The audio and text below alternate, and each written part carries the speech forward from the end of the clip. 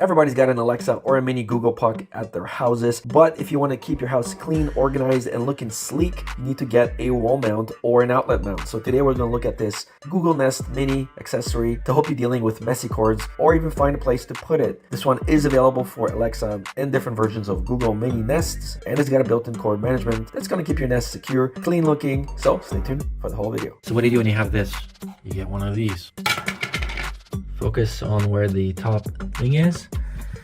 Press this in like so. Don't worry, it's not gonna fall out. Feed the power cable through, plug it in, and then press in the puck. Just very easily press it in. There we go. Now there'll be a dip here. All you do is you take this, turn this like that, and then press this in. Super clean. You're just gonna have to paint this black. But absolutely genius idea, and you get 2 in a pack.